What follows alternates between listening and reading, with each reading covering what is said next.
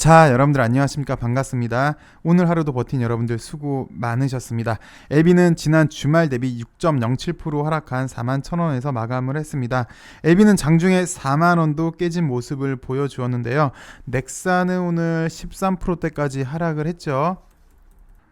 L생, LJ, G트리까지 오늘 LB 관련주 좋지 않은 모습을 보여줬습니다. 그런데 오늘 나름 시장이요, 처음엔 좋지 않았다가 이렇게 오후 돼서는 이렇게 반등을 많이 해줬어요. 이렇게 급락을 했다가 오후 들어서는 많이 반등을 해주고 빨간불까지 켜줬는데 LB는 시장 반등치보다 올라와 주지 못했고요.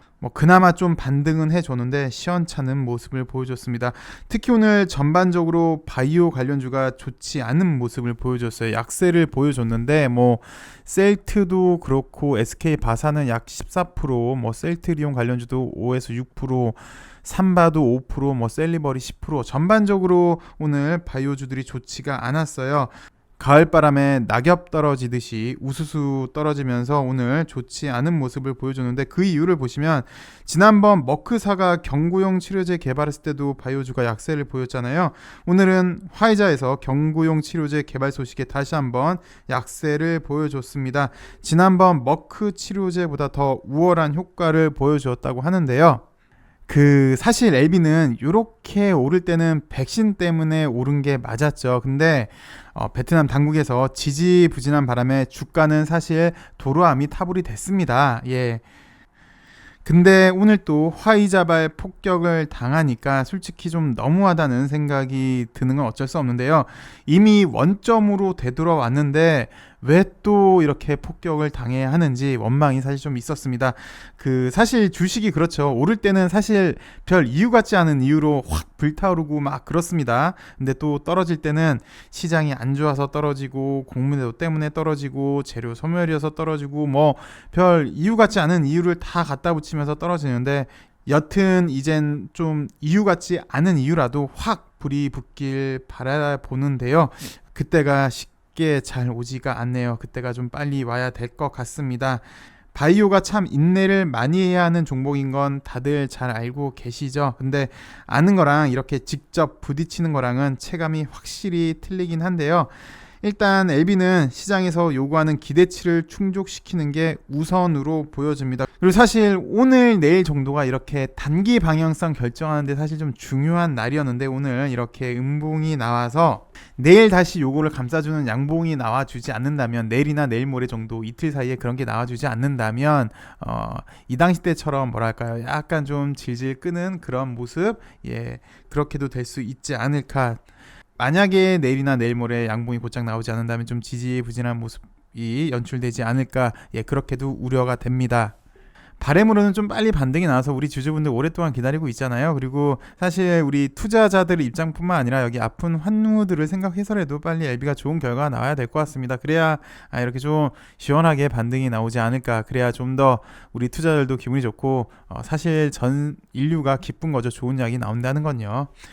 그리고 지난 금요일에는 리보세라닙 찌라시성 기사가 나왔다라고 소개를 시켜드렸는데, 오늘은 정식 기사가 나왔습니다. 핵심은 희귀약품 지정으로 7년간 독점된다. 그리고 향후 허가 기간이 단축이 될 걸로 예상이 된다라는 소식인데요. 간단하게 좀 살펴보도록 하겠습니다. 리보세라닙이 희귀약품으로 지정이 됐다. 7년간 독점권이 인정이 되고, 여러 또 세제 혜택이 있고, 캄렐리주마카 현재 병용으로 가남 1차 글로벌 3상 진행 중에 있죠. 거의 마무리 단계로 예상이 되고요. 조만간 탑라인이 발표될 것 같습니다. 우리가 일자에 대해서는 그렇게 민감하게 반응을 하지 말죠. LB는 8일 글로벌 권리를 보유한 표준항암제 리보세라닙 FDA로부터 희귀약품으로 지정, NDA 신청, FDA NDA 신청이 아닌 지정받았다라는 소식이 전해졌어요. 그래서 요게 또 한계이긴 해요, 사실은. 그래서 희귀약품 지정은 요로 그렇게 해서 원활하게 이루어지는 제도인데, 일단 희귀약품의 지정이 되면은 이렇게 세제 혜택 플러스 허가 취득 후 7년간 시장 독점권 등 다양한 혜택을 누릴 수 있는데요. 이미 캄렐리주막 같은 경우는 4월에 희귀의약품으로 지정이 됐고요. 이번에 리보세라니까지 희귀의약품에 지정이 돼서 앞으로 허가 기간 단축이 예상이 된다고 합니다. 이거는 근데 지난 제가 금요일날 간단하게 희귀의약품 제도에 대해서 설명을 드렸고, 이렇게 신속심사 승인 프로그램, 이렇게 패스트트랙, 그 다음에 혁신치료제, 가속승인, 우선심사에 대해서 설명을 드렸는데, 요거에 정도에 해당이 되니까 이렇게 허가기간 단축도 예상이 된다고 합니다. 리보세라님은 잘 아시겠지만 첫 번째 신생 혈관 생성을 억제하고요. 두 번째 혈관을 정상화하고요. 그리고 면역세포를 활성화시켜주죠. 그래서 다른 항암제와 범용성이 상당히 좋고요. 부작용도 적은데요. 이미 리보세라님은 위암 말기 그리고 선양 남성암에 대해서도 희귀약품으로 지정이 됐는데 이제 사실 지금 중요한 거는 위암 말기 NDA 신청이랑 선양 남성암 NDA 신청이 사실 중요하죠. 언제일지는 모르겠지만 여하튼 조만간일 걸로 보여주고 이제 드디어 리보세라님이 세상에 이름을 알리는 게 요걸로 시작이 될 것 같은데 뭐 회사는 그렇게 얘기를 한다고 합니다. NDA 준비를 하고 있다. 말기 위암 치료제로요. 그리고 선양 남성암은 일단 미국, 한국에서 환자 모집이 완료된 상태라고 밝혔는데 단기적으로만 놓고 보면 요거를 시작을 할 것 같아요. 리보세라님만 본다면 위암 말기 그리고 선양 남성암으로 시작을 할 텐데 또를 좀 더 붙여서 투자자들 기대치에 부응을 했음 합니다. 오늘 힘든 시장 수고 많으셨습니다. 힘내세요란 이 쉬운 한마디가 사실 오늘 제 입에서는 쉽게 잘 나오지가 않는 것 같습니다. 그동안 오랫동안 잘 견디신 여러분들이 현재 어떤 심정일지 그래서 그냥 형식상의 힘내세요란 이 말이 과연 진짜 여러분들한테 위로가 될지 그래서 제 입에서 쉽사리 잘 나오지가 않는데요. 그럼에도 리보세라님의 끝내 좋은 결과를 한번 기대해 보도록 하겠습니다. 시청해 주셔서 감사합니다.